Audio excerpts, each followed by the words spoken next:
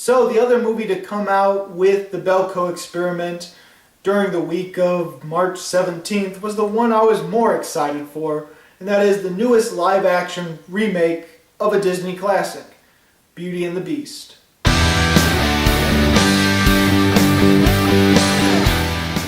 Honestly, this is a movie that I don't really need to explain the plot to. All I have to really say is that it's a live-action remake of Beauty and the Beast, the Disney version, the Disney animated version back in 1991, and then you will know what the story is about. And essentially, that's what this movie is. It's a live-action version of the Disney classic, just done slightly differently. I've added in a few little tweaks here and there, but mostly it is the same as the animated film. So I will get this out of the way, I did really enjoy this film. And that's really strange for me to say because this is probably more of a musical than the animated film was. This is a straight up musical, and if you've heard some of my reviews for musicals, I'm not too fond of musicals, especially cheery ones. Usually I like dark, twisted musicals such as Sweeney Todd or Les Mis. So for me to say this is a straight up musical and for me to really enjoy it is saying a lot. Then again, it is the classic Beauty and the Beast just done in a live action version, and so maybe that's enough as well. First off, let's start with the acting in this film. A lot of them are really solid, really great, really amazing, and a lot of them really embody who I would picture as a live action version of some of these animated characters. Emma Watson plays Belle, and she is a really damn good Belle. Dan Stevens is the Beast / the Prince. I mean, you do see him as the Prince, obviously, for a few moments in the film. But he is a really, really great voice for the Beast. I'm curious if he did some of the motion capturing for it. I wonder if they did some motion capturing at all. I'm curious about that. I really never looked into that in this film. But either way, his voice is really, really great for the Beast. It is deep and it is amazing. Another person that really embodies the role of the animated character is Luke Evans as Gaston. Now, as far as Disney villains go, Gaston's been one of my favorite Disney classic villains. Up there with Scar and Clayton and a few others. Yeah, I have a feeling that most of the villains I like in Disney classics are Disney animated films from the 90s and early 2000s, because that's around the time I grew up. But as a kid, for some reason, I just really admired Gaston. I knew he was a villain. I knew he was someone we were supposed to root against. But at that same time, I found him cool and actually admired the character. He's definitely obsessed with beauty, and basically that makes sense for this film because it is a whole thing about beauty is in the eye of the beholder, beauty is within, not on the outside, looks can be deceiving, all that sort of thing, that sort of theme within this movie, and so it makes sense that he's even more obsessed with beauty than ever before. Not beauty as in Belle, but I mean looks and appearances. And I have to say, Luke Evans has a more villainous Gaston than the animated version, I feel. But he was still a really epic villain that I actually liked as a villain. And honestly, it might be one of my favorite things about this movie. Usually I don't say the villain is my favorite thing about a movie. Josh Gad is LeFou, and I'll talk a little bit more about him later in the review, but I thought he was a good LeFou as well. Now, before I went to the theaters, I didn't look up any of the voice actors in this film, because I had a feeling there would be big actors and actresses, and then once they turn into their human form, I could be surprised and realize, oh, that person played it? I totally didn't realize that. Ultimately, the only one I knew for sure was due to an interview. I did know that Ian McKellen was Cogsworth.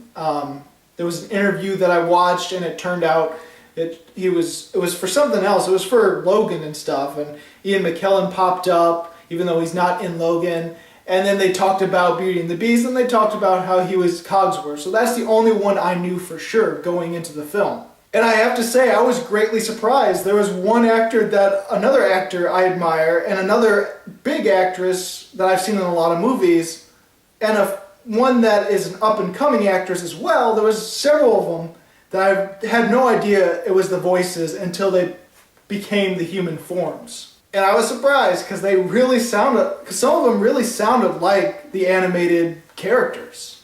So all around, great acting, really solid performances, really great ones here and there, amazing ones here and there, I mean.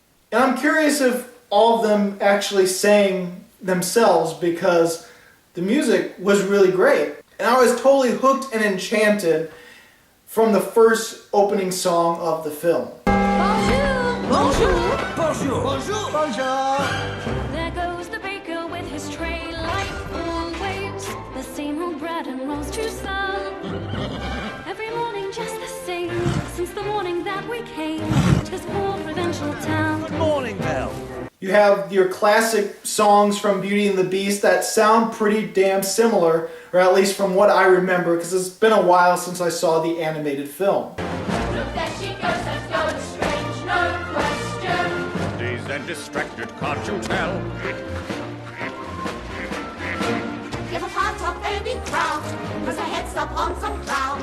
No denying she's a funny girl, that Belle. And honestly, you have a lot of new songs as well. And while some of the new songs don't quite fit as well and feel like they're put in there just to make it even more of a musical and have sort of the singing for internal conflicts, I feel that some of the new music doesn't quite match the old music. Honestly, it kind of feels a little bit more Les Mis, even from the opening sequence. I mean, not the opening sequence, the opening song number, because there's a whole backstory of how the prince turned into the beast, and then we have our musical number opening with the village and Belle and all that. But from then on, I started thinking Les Mis, not only because it's a French fairy tale and it's set in France, but even, I know there's a lot of musical numbers in there that have a lot of different people singing different lines at the same time, but that's something that Les Mis introduced me to, and so it just reminded me of Les Mis a lot. But there is one song, there's one new song in this film that I feel is just as good as the classic animated film music. The Beast has his own number towards the very end of the film, and it's this ballad. It's dark and it's tragic and it's really sad, and I absolutely love that song. It's the only new song in Beauty and the Beast that really feels like it hits home and really feels amazing. All the other new songs are pretty much overshadowed by the old songs. At the very beginning of this film, it was really sticking to the same formula, the same plot. It felt like just a live-action version of what we already see in the animated film, just maybe a little more detail here and there. And so at first I was thinking, okay, maybe it will stick a little too much to Beauty and the Beast and I won't like it as much as I like the animated film. But then as the movie progressed, it was probably about midway through the movie when I started seeing a lot more new things and a lot of added material within the film. Some of it work, some of it is great, and some of it just feel like, I see where they're going, but it just didn't quite match. It didn't quite feel good enough, and I can see people liking those changes, but I can see people thinking, oh, they changed too much, I hate this film. And so honestly, Beauty and the Beast rides the line of there's going to be people that feel like they changed too much about this film, while at the same time there's going to be too many people that feel like there was no changes in it whatsoever. Like, it really is that fine line, and I did enjoy that. I did enjoy the backstory with what happened to Belle's mother. I think that was great. It especially enhanced the relationship and the chemistry between her and the Beast, because in this version, the Beast lost his mother as well at an early age. And it was a scene where they honestly could connect as human beings, and you can understand that connection. It's actually done fairly subtly in that moment, because if it wasn't for that moment in this movie, it would feel like there isn't too great of a connection, isn't too great of a romance that Beauty and the Beast is known for a little bit more. Like, if it wasn't for that new scene about the backstory and about the mother and about France and about a black plague, yeah, it gets pretty dark sometimes. But if it wasn't for that scene, I would be saying that there wasn't enough development in the relationship between Belle and the cursed prince. Because that relationship sort of blossoms in a montage, which is also a musical number, which is from one of the old songs in Beauty and the Beast. But that new scene really drives it home and really makes me feel for these two characters. One of the added things that I didn't like about the film is LeFou. And if you think you know what I'm about to say, you're probably wrong. I am not upset about the fact that LeFou is gay in the movie. To be honest, it really isn't that big of a deal in this movie, and it is really a few lines here and there. A lot of people could completely miss the fact that he's a gay character in this film. Like, I know there's promotions apparently about how he's an openly gay character, and they're really promoting that. But honestly, there's not enough lines in the film, and some people can completely glance over it and not even realize it. So I have no issue with that whatsoever. Even if it was openly gay, even if it was a lot more lines, I still wouldn't have a problem with that whatsoever. The thing that I don't quite like that much about LeFou is that they make him a sympathetic character. And granted, it is a new approach to the character, and that is admirable. But I always saw him as a sleazy henchman that boasts the main villain, and he's basically a crony. But in this movie, it makes him feel like he definitely has a mind of his own. He sees that Gaston is going too far. He sympathizes for certain things, and he's more of a sympathetic character. And of course, he turns good at the end of the film. I think that was a little unnecessary, but at the same time, I admired that they went a different approach for it. I just kind of wish that LeFou was still bad. I mean, I don't know. Maybe that's just me. The one thing that was hit or miss for me throughout the entirety of the film was the CGI.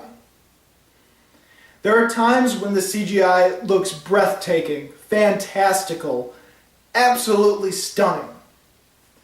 While there's other times where it never got bad to me, it never got terrible, it never felt like it was awful, but there were moments where it felt cartoony and the design wasn't the design was something that I had to get used to. Like the design of the characters turned into furniture and all that stuff. I had to get used to that, where they tried to make him more furniture-esque and less human, but still have human faces, kind of. I had to get used to that, but that was completely fine. I could get used to it. But there is some CG that looked cartoony, particularly the Beast and sometimes his face. The face had some getting used to. I feel like I know where they were going for by making him a more human face and something you can sympathize for, something that can emote better. I just wish it was a little bit more beastly like the animated film. And there are things about the Beast that sometimes he looked cartoony in scenes, while other scenes he looked immaculate, he looked great. The CGI is kind of inconsistent throughout the entire film. And it's not even consistent on the fact that, oh, it's only cartoony when this happens, or it's only realistic when this happens. It's not like everything is 100% realistic in the CGI department when it's all CG, and only cartoony when there's human characters involved.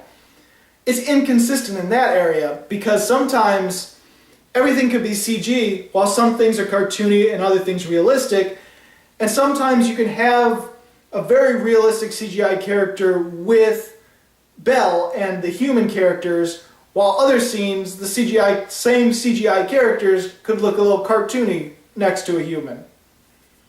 It's inconsistent in that, and I'm not sure what it is, but I don't know. And it wasn't that big of a deal for me. I still thought the visuals were great. I thought the camera work was great. I thought a lot of the movie was just fantastic to look at. And when it comes to reenacting scenes from the animated movie, sometimes it works, sometimes it's just not as good as the animated film. And sometimes for these scenes I'm all for the fact that it's not over the top compared to the animated film, or not as comical as some of the animated scenes. Like the scene where they're trying to wash the beast and get him groomed and get him in a better looking state so that right before the big dance. Like it's done in a less cartoony fashion in the live action film, which I greatly admire, but some people might not find it as funny as the animated film and might think the animated film is better in that sense. I think the dance between Belle and the Beast was still really good. And I think the animated film did a better job with the furniture fighting the angry mob. You know, when the angry mob go to kill the Beast and they burst through the mansion or the castle and everything is like just furniture and eerie and no one's really moving, and then suddenly the furniture comes alive and everyone freaks the hell out.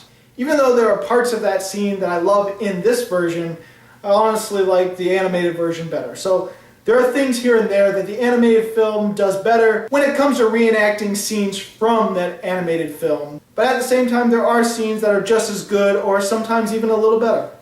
Personally, I really like the Beauty and the Beast. It all depends on whether you think this is something that needs to be done. Because if you're a big fan of the animated film, I'm a big fan of the animated film. I still really admire this one, but if you're a really big fan and you feel that this remake, this live action remake is pointless, then I'm probably not going to be able to change your mind there. Personally, I liked it. I thought the music was great. I thought the acting was great. It was fantastical. I'm going to give Beauty and the Beast 4.5 stars. Not as good as the animated film, but hey, it was still solid. I still really liked it. I really enjoyed it. So, have you seen Beauty and the Beast? What'd you think about it? Go ahead and comment below. If not, out of these live action remakes of Disney classics, which one is your favorite so far? Mine's probably The Jungle Book. And if you like this video and you want to see more, please subscribe and check out my movie reviews of 2015, 2016, or 2017. As always, this is Bruce Gifford, and this was Just My Opinion.